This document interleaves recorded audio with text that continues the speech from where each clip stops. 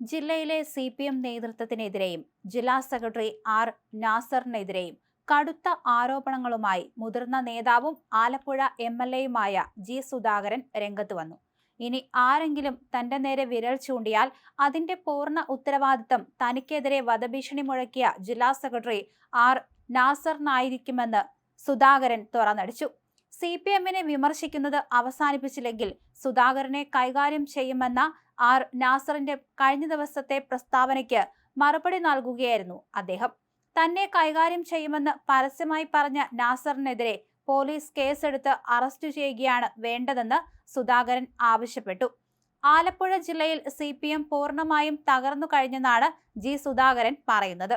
എന്നാൽ ഈ തകർച്ചയോ നഷ്ടപ്പെട്ട ജനപിന്തുണയോ തിരിച്ചറിയാനുള്ള ബൗദ്ധികമായ കഴിവോ കായികക്ഷമതയോ നിലവിലെ ജില്ലാ സെക്രട്ടറിക്കോ അദ്ദേഹത്തിന്റെ കൂടെയുള്ളവർക്കോ ഇല്ലെന്ന് സുധാകരൻ പരിഹസിച്ചു.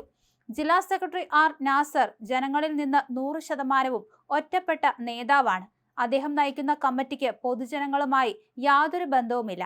സ്വന്തം പാർട്ടിയെ കൂടുതൽ കുഴിയിലേക്ക് തള്ളിവിടാതെ നോക്കാനെങ്കിലും ജില്ലാ സെക്രട്ടറി തയ്യാറാകണമെന്നും അദ്ദേഹം മുന്നറിയിപ്പ് നൽകി. പൊളിറ്റിക്കൽ ക്രിമിനലുകളാണ് ഇപ്പോൾ പാർട്ടി നേതൃത്വം കൈക്കലാക്കിയിരിക്കുന്നത്. സജി ചെറിയാൻ, H സലാം തുടങ്ങിയ ക്രിമിനലുകളും പ്രതികളുമാണ് ഇപ്പോൾ ജില്ലയിൽ പാർട്ടിയെ നയിക്കുന്നത്.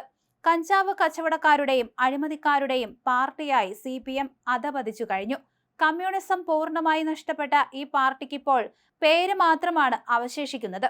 ഇത്തരം ക്രിമിനലുകൾ നേതൃത്വത്തിൽ വന്നതുകൊണ്ടാണ് താൻ പാർട്ടിയുടെ സജീവ പ്രവർത്തനങ്ങളിൽ നിന്ന് പിന്നോട്ട് പോയതെന്നും ജി സുധാകരൻ തുറന്നു പറഞ്ഞു. ജില്ലയിൽ പാർട്ടിക്കുണ്ടായ വൻ തകർച്ച വോട്ടുകളുടെ കണക്കുകൾ സഹിതം നിരത്തിയായിരുന്നു സുധാകരന്റെ വിമർശനം. കഴിഞ്ഞ പാർലമെന്റ് തെരഞ്ഞെടുപ്പിൽ ജനങ്ങൾ പാർട്ടിയെ കൈവിട്ടു.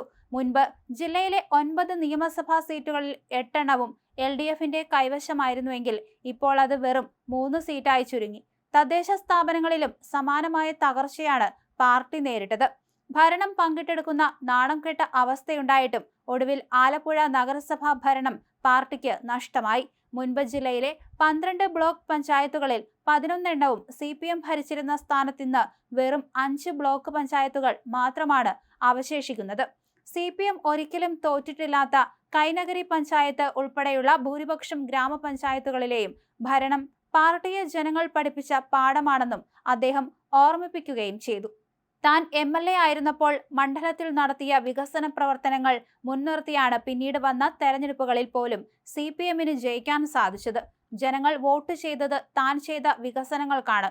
തന്നെ കൈകാര്യം ചെയ്യുമെന്ന് ഭീഷണിപ്പെടുത്തിയവരെ ജനങ്ങൾ ഇതിനോടകം തന്നെ കൈകാര്യം ചെയ്തു കഴിഞ്ഞു. നിയമ സംവിധാനങ്ങളെക്കുറിച്ചൊന്നും അറിയാതെയാണ് ജില്ലാ സെക്രട്ടറി സംസാരിക്കുന്നത്.